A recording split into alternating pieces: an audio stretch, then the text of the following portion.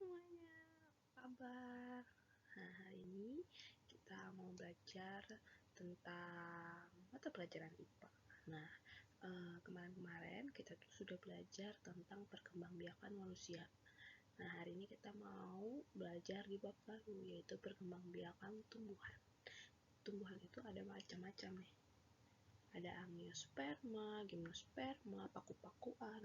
Yang pertama kita mau belajar dulu nih tentang angiosperma.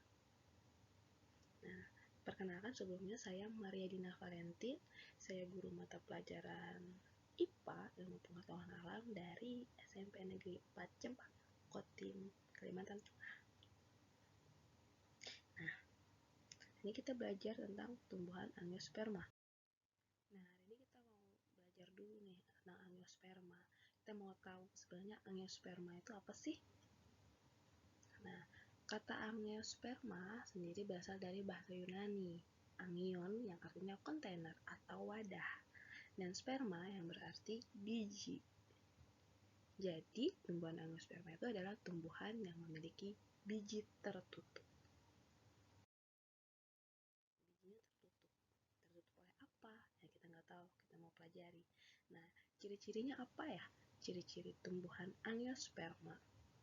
Nah, yang pertama, dia memiliki bakal biji. Bakal bijinya itu dilindungi oleh daun buah. Apa maksud daun buah? Nah, kemudian yang kedua, bunga sebagai alat reproduksinya. Jadi alat reproduksinya bunga. Kalau manusia kan kita udah belajar di bab 1 ya. Nah, kemudian yang ketiga, bentuk daunnya lebar, tunggal dan majemuk. Majemuk artinya banyak. Terus batangnya berkambium untuk dikotil dan tidak berkambium untuk monokotil. Dan yang terakhir yang kelima, berakar tunggang untuk dikotil dan serabut untuk monokotil. Nah, kira-kira tumbuhan apa aja angiosperma? Nah, di sini ada saya kasih nih, kayak semangka. Nah, kan semangka ya, ada biji. Terus anggur juga, bijinya di tengah, ini buahnya. Terus semek, alpukat, nah ini jelas sekali, bijinya ditutupi oleh buah. Kemudian ada apel, lalu ada persik. Jadi, ketika ada biji yang ditutupi buah, dia pasti termasuk angiosperma. Seperti itu. Oke, lanjut. Angiosperma berkembang biak dengan cara apa ya? Nah, ternyata perkembangbiakan tumbuhan angiosperma itu terjadi secara dua. Ada vegetatif dan generatif. Apa ya maksudnya ya? Nah, di sini kita akan bahas satu persatu. Perkembangan vegetatif itu, proses perkembangbiakannya tidak didahului proses fertilisasi. Ayo siapa ingat fertilisasi apa ya? Ada di bab 1. Nah, fertilisasi itu peleburan sel sperma dan sel ovum kalau pada manusia. Jadi kalau di tumbuhan itu maunya betina sama jantan itu ketemu begitu. Nah, tapi kalau vegetatif tidak perlu itu, tidak didahului fertilisasi dan hanya membutuhkan satu induk. Berarti nanti otomatis anaknya akan mirip dengan satu induk saja. Kalau manusia kan anaknya itu bisa gabungan dari ayah dan ibu kan. Nah, kanan ada dua kan. Nah, kalau vegetatif hanya satu induk tanpa fertilisasi. Kemudian ada yang generatif. Nah, perkembangbiakan generatif adalah proses perkembangbiakan yang didahului dengan proses fertilisasi. Nah, di sini ada nih arti fertilisasi. Peleburan antara sel kelamin jantan dan sel kelamin betina. Nah, alat perkembangbiakannya apa? Perkembangbiakannya berupa bunga. Kira-kira bagian mananya bunga ya yang jadi alat untuk perkembangbiakannya? Nanti akan dibahas. Oke, lanjut ya. Kita akan belajar dulu yang perkembangbiakan vegetatif. Perkembangan vegetatif nah terbagi lagi nih. Dia jadi ada dua juga. Ada yang alami dan ada buatan. Coba kira-kira kalian pikirkan dulu nih. Kira-kira kalau alami dengan buatan tuh perbedaannya apa ya? Secara bahasa Indonesia. Oke, dibahas aja. Nah, kalau alami itu apa? Alami artinya perkembangbiakannya menggunakan bagian tubuh alami tanpa bantuan manusia. Jadi manusia tidak menolong, dia bisa sendiri, makanya disebut dengan alami gitu. Nah, contohnya apa? Nah, ternyata dia bisa menggunakan beberapa bagian tubuhnya. Ada rizoma. Nah, rizoma itu bagian mana ya? Nanti ada dibahas. Ada stolon. Stolon itu apa ya? Nah, nanti ada juga tuh. Saya kasih gambar. Terus ada umbi lapis, umbi batang, umbi akar, dan tunas adventif. Begitu. Nah, kita akan bahas satu-satu. Selanjutnya. Kita mau bahas dari rizoma dulu. Apa sih rizoma? Nah, maaf nih, ada tipe nih. Rizoma itu merupakan batang yang tumbuh menjalar dalam tanah. Jadi ada batang dalam tanah, dia menjalar. Nah, biasanya disebut rizom. Rizom biasanya bercabang dan membesar karena berisi cadangan makanan. Kan ada beberapa tumbuhan kan yang menyimpan cadangan makanannya itu di beberapa bagian tubuhnya. Nah, ada juga rizoma nih. Dan memiliki banyak ruas. Ruas bagian mana ya? Nah, nanti saya kasih gambar. Nah, ia juga memiliki sisik. Tunas di ketiak sisik akan tumbuh menjadi tumbuhan dewasa. Jadi nanti tunasnya itu tumbuh di ketiak sisik. Nah, di situ nanti bisa jadi tumbuhan dewasa. Nah, rizom itu terdapat pada tumbuhan apa aja? Ternyata rizom itu tumbuhan seperti jahe, kunyit, lengkuas, temulawak, temu giring. Nah, itu bumbu-bumbuan yang biasa ada di dalam tanah. Bisa dilihat ya. Nah, ini. Nah, ketiak-ketiaknya itu kalau di kunyitnya itu yang seperti ini. Nah, itu maksudnya. Nanti kan tumbuh nih seperti gambar yang lengkuas ini kalian bisa lihat ya. Yang lengkuas, temulawak, kencur, ini ada tunas-tunas baru. Semua itu tumbuh melalui ketiak sisiknya. Nah, jadi ini kan semuanya ada dalam tanah. Nah, ini yang namanya rizoma ya, batang menjalar. Lanjut. Kemudian ada stolon atau geragih. Nah, geragih ini adalah batang yang berbuku-buku, yang tubuhnya menjalar, tapi di atas atau di dalam tanah. Biasanya di atas sih, tubuhnya menjalar. Nah, bisa di atas di dalam tanah. Kalau tadi rizoma pasti di dalam tanah ya. Berbuku-buku, berarti ada batas-batasnya gitu. Nah, ya. Pada buku-bukunya terdapat tunas kuncup ujungnya ini ya. Nah, menyentuh tanah dan bagian bawahnya akan tumbuh akar. Jadi ketika sudah menjalar di tanah, kena tanah nanti dia akan keluar akarnya. Nah, setelah tunas tersebut jauh dari induknya, ketika dia udah menjalar sampai jauh, nah dia akan membelok ke atas tuh. Kemudian tumbuh dia jadi tumbuhan baru. Biasanya tanaman apa ya yang seperti itu? Nah, contohnya stroberi. Nah, dan beberapa yang lainnya nih, ada rumput teki, eceng gondok. Jadi dia nanti, nah seperti stroberi ini deh kalian lihat. Nah, nanti dia tuh geragihnya akan menjalar. Nah, menjalar di atas permukaan tanah, akhirnya tumbuh akar. Nah, akar ini nanti belok ke atas nih.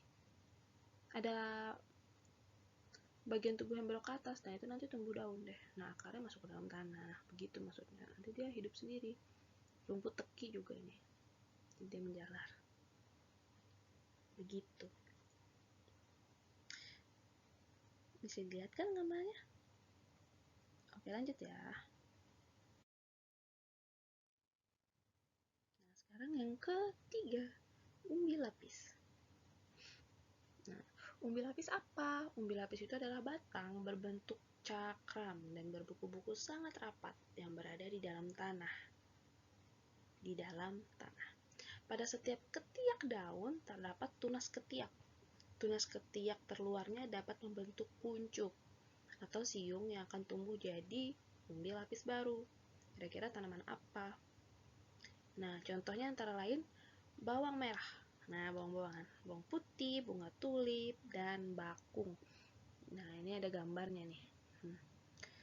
Ada umbi lapis ini bakung ya. Nah, di sininya maksudnya itu. Bagian bawahnya. Terus bawang bombay, tulip. Nah, tulip ini kan di bagian bawahnya juga ada lapis-lapisannya, bawang putih. Nah, kalau mau membayangkan yang lebih rinci lagi, sering kita lihat ya bawang merah itu. Kenapa dikatakan lapis? Karena kan kalau kita buka bawang merah kan ada lapisan-lapisannya. Ketika kita biarkan dia tertanam, nah keluar akar bagian bawah, nanti keluar deh tunasnya. Akarnya serabut ya. Ini yang umbi lapis. Nah, ya, umbi batang. Umbi batang itu merupakan batang yang mengandung cadangan makanan. Jadi batangnya membesar. Kenapa membesar? Karena ada cadangan makanan di situ. Nah, sehingga menggembung membentuk ubi. Nah, umbi batang yang ditanam akan membentuk tunas. Jadi kayak kentang tuh, potong, kita masukkan ke dalam tanah, nanti akan tumbuh tunas seperti gambar ini. Nah, terus akan tumbuh dan membentuk pucuk muda. Dan terus tumbuh menjadi tanaman baru. Nah, contohnya apa aja tuh? Nah, ada kentang, gemili, gadung, dan talas. Di sini ada gambar ketela rambat dan kentang. Nah, ini kan kentang ada tunasnya nih. Kalau ditanam dia akan keluar kecil-kecil. Selanjutnya ada umbi akar. Jadi tanaman angiosperma vegetatif alaminya yaitu umbi akar.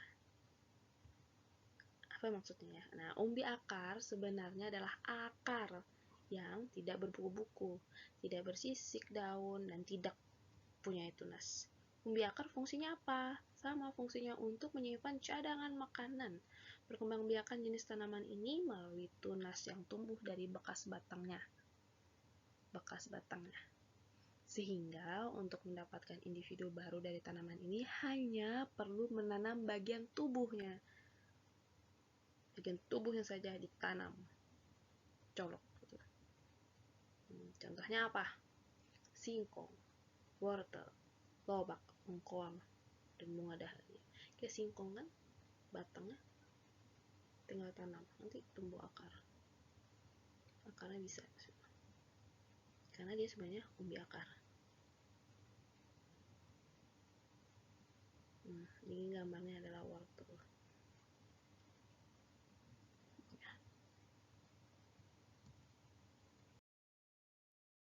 Nah, ini yang terakhir.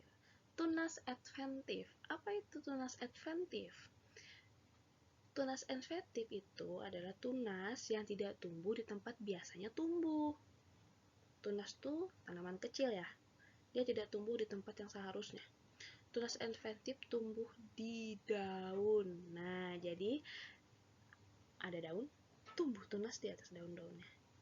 Nah, selain di daun bisa juga nih di batang, di buku-buku yang kayak di rizoma itu ya, tengah-tengahnya putusnya, dan ketiak daun. Contohnya cocor bebek. Nah, cocor bebek kan kalau daunnya kita tanam, tapi satu dia bertunas. Terus ada nanas. Nah, coba kalian lihat di buah nanas kan ada mata-mata tunasnya kan. Nah, gitu. Dan cemara, tunasnya di akar. Nah, ini ada gambar. Nah, gambar pertama itu ada cocor bebek. Kalian bisa lihat nih, ada daun di ujung-ujung daun. Terus ada pisang. Ini tunasnya kecil. Bambu. Terus cemara. Nah, di ujung daunnya, di batangnya ada tunas nih kecil. Terus ada sukun. Dan terakhir ada tebu. Mereka semua berkembang biak menggunakan tunas adventif. Nah, itu tadi yang vegetatif alami. Nah, selanjutnya vegetatif buatan. Ayo, siapa yang masih ingat apa perbedaan alami dan buatan? Kalau alami, dia tidak memerlukan bantuan manusia, jadi dia bisa sendiri. Kemudian ada yang vegetatif buatan, berarti dia dibantu oleh manusia. Nah, ini ada pengertiannya. Perkembangbiakan vegetatif buatan terjadi apabila terbentuk individu baru dari rekayasa manusia atau buatan manusia untuk memperoleh hasil seperti yang diharapkan. Contohnya, mencangkok. Pasti saya yakin pasti tahu kan mencangkok. Nah, merunduk, lalu ada menyambung atau mengenten, lalu ada menempel atau kulasi, dan menyetek atau memotong. Kira-kira langkah-langkahnya seperti apa aja ya? Nah, bisa kita lihat. Mari. ada mencangkok. Nah, ini mencangkok ini di sini sudah saya kasih nih cara-cara. Pertama, kita harus pilih dulu nih cabang atau dahan pohon dengan ukuran yang sedang. Nah, seperti ini ya, kita bisa baca di bagian A. Lalu kita kupas dahannya sampai bersih dari kulit dan lendir, kira-kira sepanjang 5 atau 9 cm. Kemudian setelah bersih, kemudian kita lanjut ke langkah B. Nah, tutup luka atau batang yang sudah dikupas kulitnya tadi dengan tanah subur yang sudah dicampur dengan pupuk kandang. Nah, seperti ini ya. Jadi tutup dengan tanah. Kemudian langkah ketiga, C, tutup luka pada dahan dengan tanah subur yang sudah dicampur dengan pupuk kandang. Ditutup nih, biasanya bisa pakai plastik gitu ya. Nah, kemudian terakhir, siram, cangkokkan setiap pagi dan sore. Biasanya perlahan-lahan akar akan tumbuh dalam waktu sekitar 1 atau 2 bulan. Nanti dia akan tumbuh sini. Nah, setelah akarnya tumbuh, baru deh bisa dipotong di sini, lalu dipindahkan ke tanah biasa. Jadi deh dia tanaman yang sama dengan induk aslinya.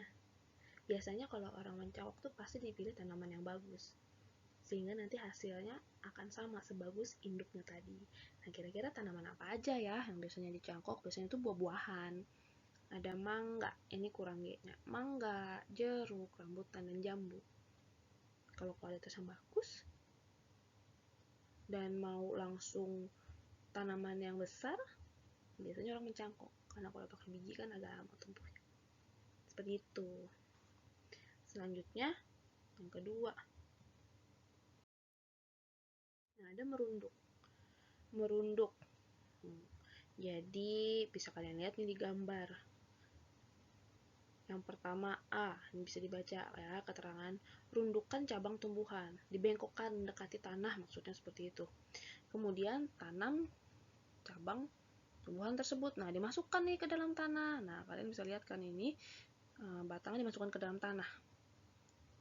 Lalu potong tangkai tumbuhan yang dirundukkan setelah tumbuh akar. Nah, jadi ketika di bagian B ini kira-kira sudah tumbuh akarnya, dipotong deh dari induknya. Nah, kemudian akan jadi deh tanaman baru. Contohnya kira-kira tanaman apa aja yang bisa? Nah, tanaman apel dan alamanda. Mereka bisa dilakukan secara merunduk. Nah, selanjutnya ada menyambung atau mengenten. Menyambung. Jadi tanaman lain disambung dengan tanaman lain. Begitu. Nah, ini ada langkah-langkahnya ini. Pertama, potong bagian batang dari tumbuhan satu. Jadi nanti pasti akan ada 2 tumbuhan. Tapi biasanya tumbuhan yang satu jenis. Biasanya itu sejenis tapi beda. Misalnya beda warna. Misalnya pada bunga ya, beda warna. Misalnya satu memiliki warna merah, satu memiliki warna putih. Nah, itu bisa disambung. Nah, jadi anggap aja tumbuhan satu deh ya. Tumbuhan satu dipotong. Kemudian potong juga bagian batang pada tumbuhan 2. Habis itu tumbuhan 1 dan tumbuhan 2 disambung deh nih seperti ini. Namanya aja menyambung kan ya. Disambung. Setelah disambung, diikat nih. Diikat. Akhirnya nanti yang ke atas ini akan jadi tumbuhan baru. Yang misalnya bunga tadi merah dan putih, berarti hasilnya nanti perpaduan merah dan putih. Seperti itu. Mungkin lebih cantik.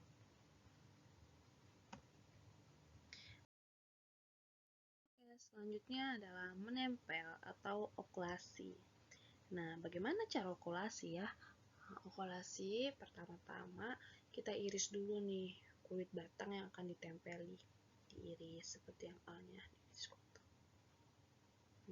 Kemudian iris kulit batang yang memiliki tunas di tempat lain nih, sebesar irisan batang yang akan ditempel.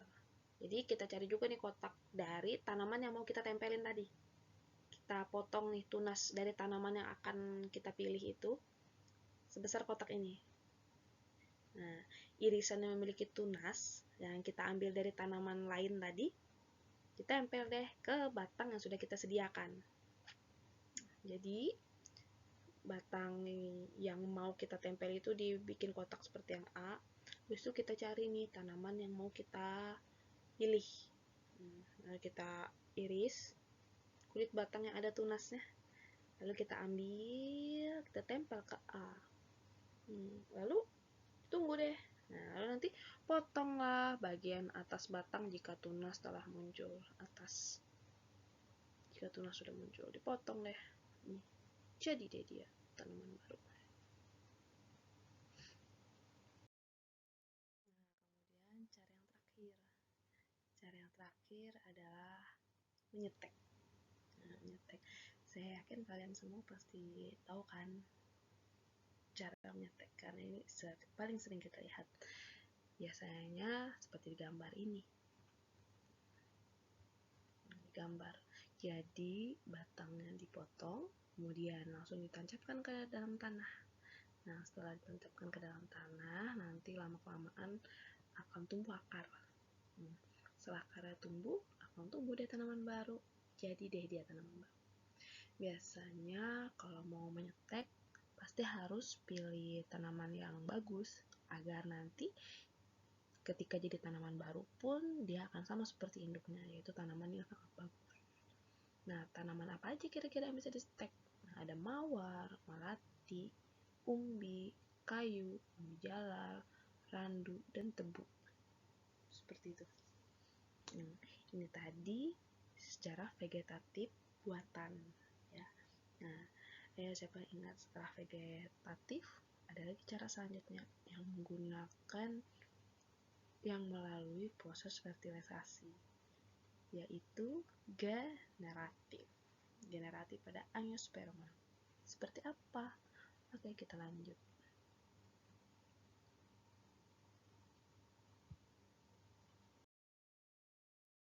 Nah, selanjutnya adalah perkembangbiakan generatif.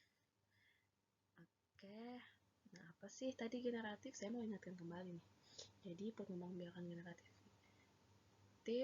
sel sperma dan sel telurnya akan mengalami fertilisasi alias peluburan, sehingga terbentuk embrio yang akan tersimpan di dalam biji. Kemudian bijinya nanti akan berkembang, akan tumbuh menjadi tanaman baru. Sifat dari tanaman baru ini nanti akan diperoleh dari gabungan sifat kedua induknya. Karena dia tadi ada sel sperma dan sel telur berfertilisasi. Seperti itu. Nah, selanjutnya bagian tubuh yang terlibat dalam proses perkembangbiakan. Kira-kira bagian tubuh tanaman itu ada apa aja ya yang bisa membantu perkembangbiakan? Nah, ini ada bagian-bagian tubuhnya. Ada kepala putik, tangkai putik, dasar putik. Ini semua jadi satu yang di tengah ya. Nah, kemudian di bawahnya ini ada bakal biji. Nah, kemudian ada juga nih yang panjang-panjang. Nah, ini namanya yang atas kepala sari dan bawah ini tangkai sari. Mereka ini kalau digabungin namanya adalah benang sari. Ini benang sari. Yang di tengah ini adalah putik. Kemudian ada mahkota bunga juga. Ini yang untuk memberikan kecantikan pada bunga, sehingga kalau cantikan hewan-hewan misalnya seperti lebah itu dan hewan-hewan lainnya, dia terpesona untuk datang. Ini ada kelompok bunga sama tangkai bunga. Nah, ini ada fungsinya. Benang sari tadi yang ada di sini ya. Ini benang sari tadi. Nah, di sini dibilangnya bagian bunga yang berfungsi sebagai alat kelamin. Nah, benang sari itu ini bukan betina, tapi jantan. Ini kita hapus. Kita ganti jadi jantan, itu jantan ya.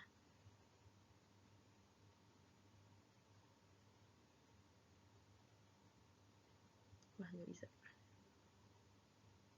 Hapus ya. Oke. Ini jantan ya.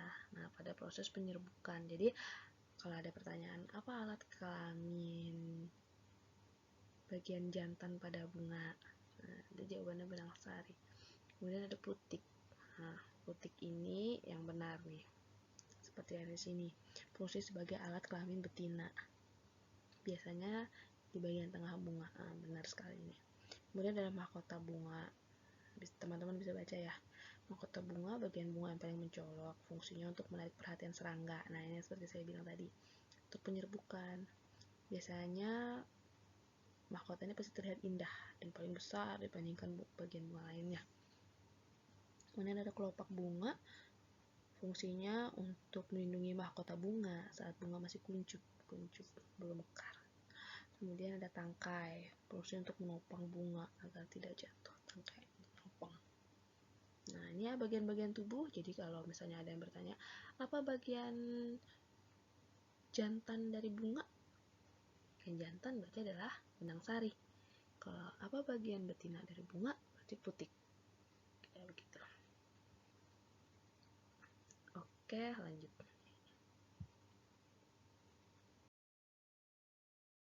Proses perkembangbiakan generatif.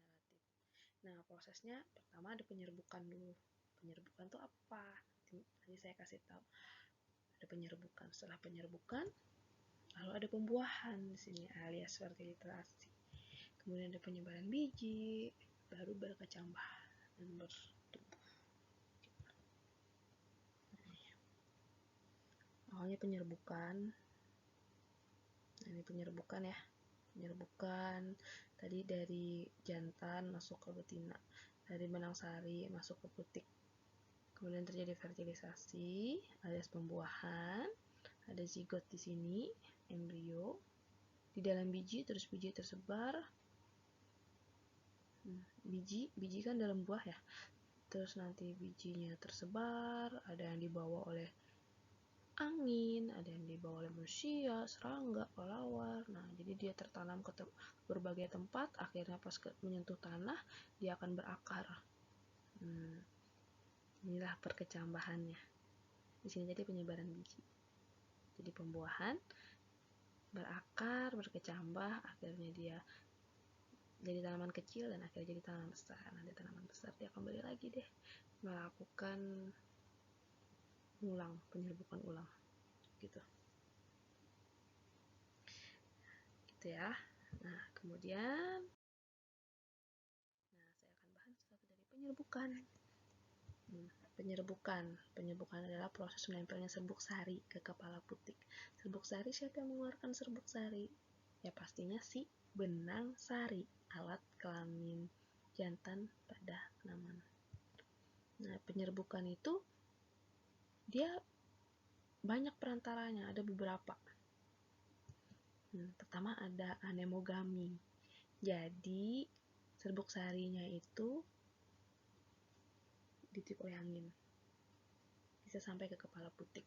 Biasanya itu untuk tanaman-tanaman yang kecil, yang mudah ditiup oleh angin serbuk sarinya. Seperti tanaman jagung. Jagung.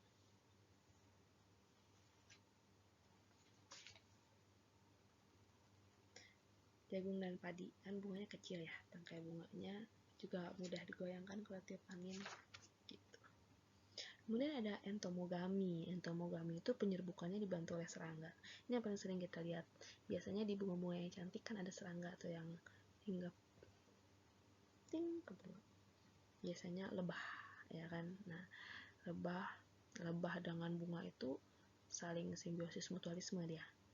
Jadi lebah dapat madu dari bunga, nektar, makanannya, kemudian nanti bunga dibantu oleh lebah untuk penyerbukan. Jadi ketika kaki lebah itu nempel ke bunga, serbuk sari itu nempel di kakinya, kemudian dia terbang, serbuk sari itu bisa jatuh ke bunga-bunga lain sampai ke putik. Begitu. Kemudian ada ornitogami. Nah, penyerbukannya dibantu oleh burung. Biasanya ini burungnya kolibri namanya. Begitu ya.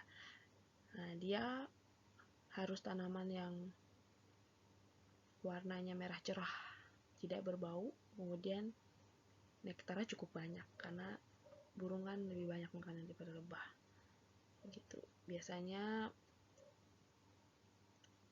bunganya berbentuk trompet. Contohnya katanya bunga cangkring dan dadap gitu. Kemudian ada Chiropterogami, penyerbukannya dibantu oleh kelelawar. Nah, kelelawar bangunnya waktu malam kan, berarti yang penyerbukannya dibantu oleh kelelawar pasti bunga-bunga yang mekar pas malam hari. Warnanya menarik dan ada baunya karena kelelawar itu peka terhadap bau. Contohnya tanaman kaktus. Kemudian terakhir, penyerbukan dibantu oleh manusia. Manusia juga bisa membantu penyerbukan. Namanya antropogami ya. Nah, antropogami. Biasanya manusia membantu penyerbukan pada tanaman anggrek.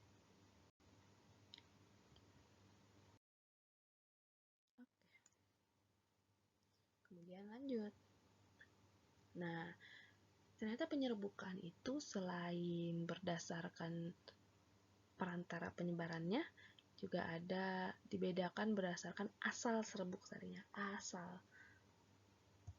Yang pertama, penyerbukan sendiri, yaitu jika serbuk sari menempel pada putik yang berasal dari bunga itu sendiri. Jadi satu bunga, serbuk sarinya menempel ke putik dari bunga itu sendiri. Itu namanya penyerbukan sendiri. Kemudian ada juga penyerbukan tetangga. Berarti serbuk sarinya menempel berasal dari bunga lain, tapi tetap di tumbuhan yang sama. Tumbuhannya sama, tapi kan bunganya ada beberapa tuh. Nah, dari bunga A, serbuk sarinya itu menempel ke putik bunga B. Seperti itu, tapi masih satu tanaman yang sama. Kemudian ada penyerbukan silang. Nah, jika serbuk sari yang menempel pada putik berasal dari bunga tumbuhan lain. Misalnya ada 2 pot sama-sama mawar. Nah, nanti dari pot A ini serbuk sarinya menempel ke bunga yang ada di pot B, tapi masih sama-sama mawar. Misalnya merah sama-sama merah. Nah, kemudian yang terakhir ada penyerbukan bastar. Serbuk sarinya menempel pada kepala putik, berasal dari tumbuhan lain yang berbeda jenis. Nah, berbeda jenis tapi di sini maksudnya itu seperti mawar tadi kan, mawar ada mawar merah, mawar putih. Nah, ini yang berbeda jenis di warnanya. Jadi misalnya dari pot A yang putih misalnya, serbuk sarinya nanti menempel ke kepala putih di pot B yang bunganya merah misalnya gitu. Jadi putih ke merah. Asal sama mawar, mereka bisa terjadi penyerbukan. Itu bastar namanya. Oke, selanjutnya lagi. Lalu pembuahan. Setelah terjadi penyerbukan, dari benang sari masuk ke dalam putik. Ini jadi putik ya. Putik masuk dia, nah masuk ke sini. Ini kalau diperbesar, bulir serbuk sari akan membentuk buluh serbuk sari. Masuk sini. Nah, jadi serbuk-serbuk sari tadi, inti sel serbuk sari membelah menjadi sel vegetatif dan generatif. Masuk ke dalam sini, belah-belah. Ini makanya banyak belah. Nah, nanti terjadi pembuahan di dalam sini ya. Ini namanya bakal biji tadi. Nah, pembuahannya ini terjadi pembuahan ganda. Ada pembuahan sel telur oleh inti sel generatif, dan ada juga pembuahan 2 inti kandung lembaga sekunder. Jadi 2 nanti pembuahannya. Di dalam biji semuanya.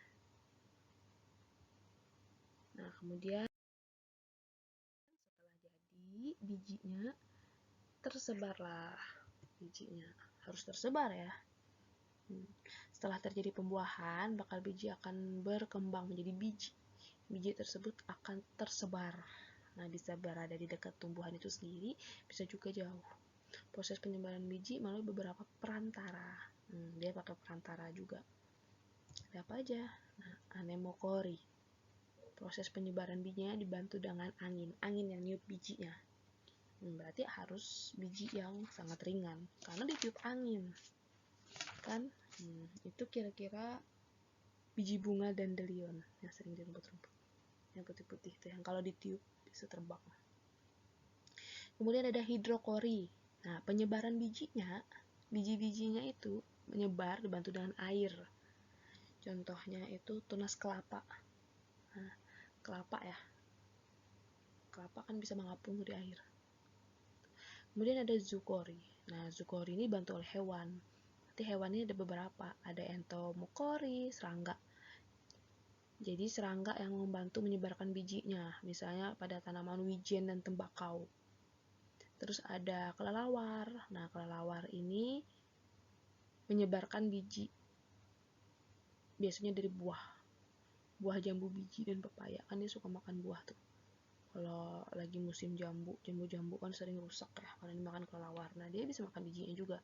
Lalu dia terbang ke tempat lain, keluarlah, jadi tersebarlah bijinya, nanti bisa dijatuhkan di tempat lain, dia terbang. Kemudian ada ornitokori, bantuan burung. Jadi burung makan buahnya juga. Nah, bijinya itu tidak dapat dicerna, tapi bijinya akan keluar bersamaan dengan kotorannya, jadi tidak hancur di dalam perutnya. Nah, ini ada yang dia makan adalah tumbuhan beringin dan benalu. Kemudian ada mamokori, dibantu oleh mamalia. Nah, ini penyebaran biji kopi biasanya. Kopi luwak kan. Nah, kenapa disebut kopi luwak? Karena berasal dari hewan luwak. Jadi bijinya itu dimakan hewan luwak, terus keluar lagi melalui kotorannya ketika dia buang kotoran. Karena tidak bisa tercerna di dalam perutnya itu tadi. Nah, yang terakhir, antropokori, penyebaran biji dengan bantuan manusia. Manusia yang menyebarin bijinya. Nah, itu, manusia yang nyebarin biji. Biasanya ketika mau menanam apa aja, padi, jagung, tanaman lainnya, kan manusia yang nyebarin ke tanah kan. Ya, seperti itu. Nah, terakhir, setelah biji tersebar, tertanam di dalam tanah, maka dia akan mulai berkecambah. Apa itu perkecambahan? Ketika biji mulai tumbuh dan menjadi tanaman baru. Jadi deh dia tanaman baru. Jadi inti perkembangbiakan itu semuanya intinya menjadi tanaman baru. Jadi tadi ada 3 ya. Kita ingat-ingat lagi. Ada vegetatif, ada generatif. Vegetatif itu tanpa fertilisasi, jadi tidak ada sel kelamin jantan, sel kelamin betina. Kalau generatif ada fertilisasinya. Nah, nanti bisa dibuka-buka slide sebelumnya ya. Terus vegetatif itu juga terbagi jadi 2, ada alami dan buatan. Alami berarti dia dirinya sendiri. Kalau buatan berarti pasti dibantu oleh manusia. Nah, sampai sini dulu pembelajaran kita hari ini. Saya harap kalian tetap terus rajin belajar, tetap semangat, dan jangan pantang menyerah. Bukunya boleh sambil dibaca lagi. Terima kasih. Bye.